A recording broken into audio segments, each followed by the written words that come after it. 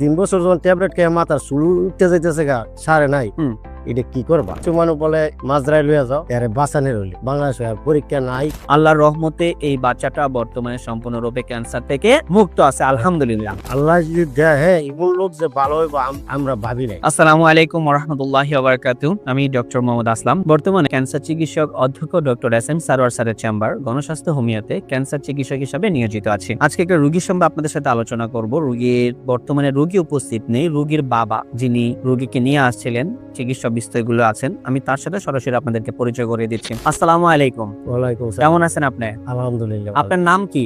আমার নাম মোহাম্মদ হানিফা। মোহাম্মদ হানিফা। আপনার রোগী তো আপনার মেয়ে হয়, আপনার মেয়ের নাম কি? আমার মেয়ের নাম সামিনা। সামিনা। তার মানে সামিনার বাবা আপনি? হ্যাঁ, জি। সামিনার বয়স কত? এখন 23 বছর চলে। এখন 23 বছর চলতেছে সামিনার। হ্যাঁ। সামিনার মায়ের নাম কি? সুপুরি বেগম। শুকুরি বেগম। আপনার যে জায়গাটাতে থাকেন সেটা গ্রামের নামটা কি?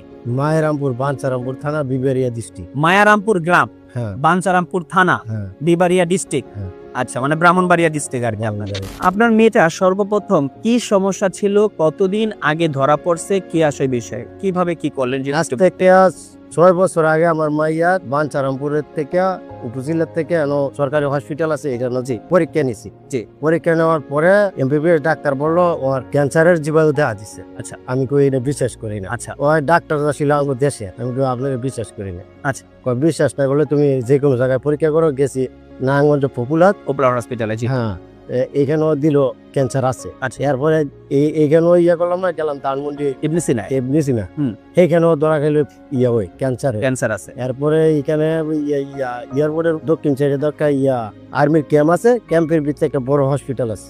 এই হসপিটালটার নাম জানি না। আপনার আর্মি ক্যাম্প, এটা কর্মীতলা হসপিটাল।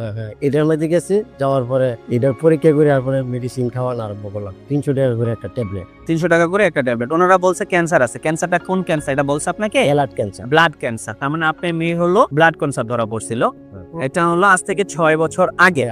তো এটা যখন ধরা পড়লো তখন আপনারা ওই থেকে আমাদের কর্মীতলা হসপিটাল বা সিএমএস থেকে আপনারা ওষুধ খাওয়া শুরু করলেন। ওই 300 টাকা করে একটা করে ট্যাবলেট প্রতিদিন আপনারা খাইতেন। খাওয়ার পরে রোগীর কন্ডিশন কি ছিল? খাওয়ার পরে স্যার কত হইলো গিয়ে 3 বছর খাওয়াইছি। খাওয়ার পরে মাইয়ারে ঢুকিয়ে গেলে মাইয়ার পেটে বাচ্চা নেওয়ার পরে ওষুধরা বদ্ধ করে দিলাম। বদ্ধ করে দিয়েছি, বাচ্চা পেটে লেগে তো ওষুধ খাওয়া সম্ভব।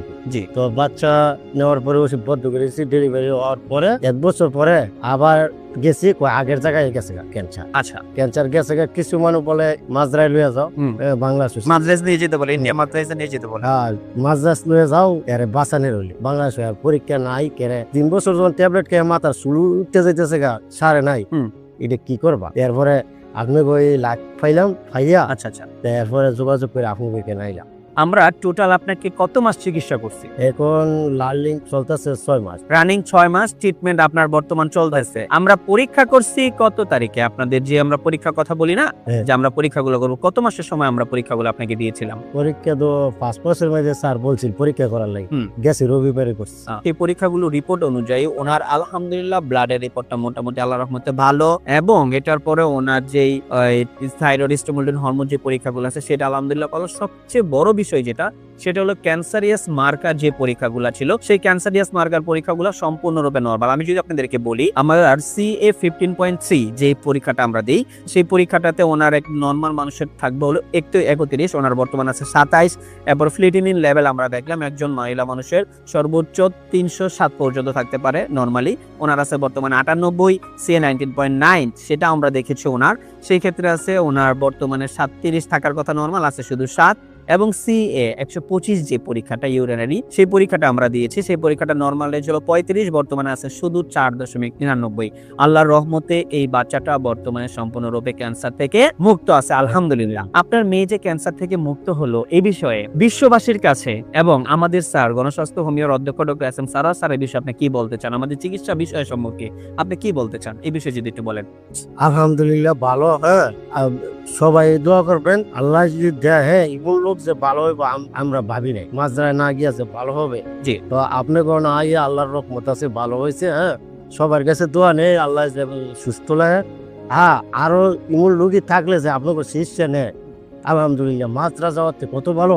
ওনার মতো যারা রোগী আছেন তারা আসুন, বুঝুন এবং চিকিৎসা নেয়, মানে সুস্থ থাকুন, এই কামনা করে শেষ করছি। আসসালামু আলাইকুম ওয়া রাহমাতুল্লাহি ওয়া